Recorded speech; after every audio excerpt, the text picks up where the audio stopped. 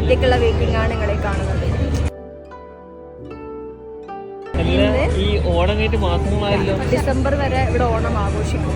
ഇത് കേരള സമാജം. അപ്പം മലയാളികളെല്ലാവരും ഒറ്റക്കെട്ടായി നിൽക്കുന്ന ഒരു സ്ഥലമാണ്. അപ്പം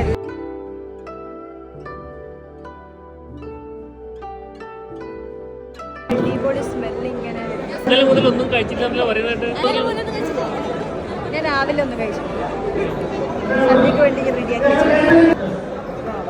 സദ്യയുടെ എല്ലാ സംഭവങ്ങളും റെഡിയാക്കിയിട്ടുണ്ട്. 2 പപ്പടമൊക്കെ വെച്ചിട്ടുള്ള അടിപൊളി സദ്യയാണ്. ഏകദേശം 30ഓളം ഐറ്റം ഉണ്ട്. 4 തരം പായസം എന്ന് പറയുന്നുണ്ട്. എല്ലാം കൂടെ നമുക്ക് കഴിക്കാൻ പാടില്ല. ചോറ് തന്നെ കഴിക്കാൻ പറ്റില്ല. നല്ല അടിപൊളി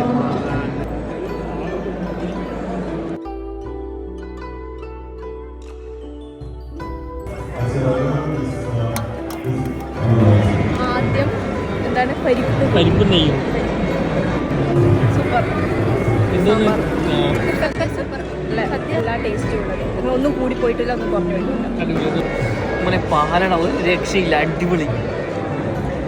പ്രധാനമായി നമുക്ക് പപ്പടവും പായസം കിട്ടാം.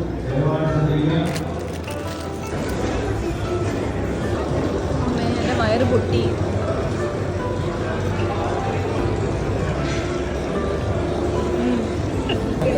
ഇങ്ങനെ കഴിച്ചാൽ എന്താ അറിയോ, നമ്മൾ ഉള്ളം കൈ അറിഞ്ഞ് കഴിച്ചാൽ നമ്മൾ തടിക്കും. അപ്പോൾ വെറുതെ അല്ല ഞാൻ തടിക്കുന്നത്, അതിനുള്ള പ്രൂഫാണ്. എങ്ങനെയുണ്ടായിരുന്നു സദ്യ? നല്ലൊരു സദ്യയായിരുന്നു.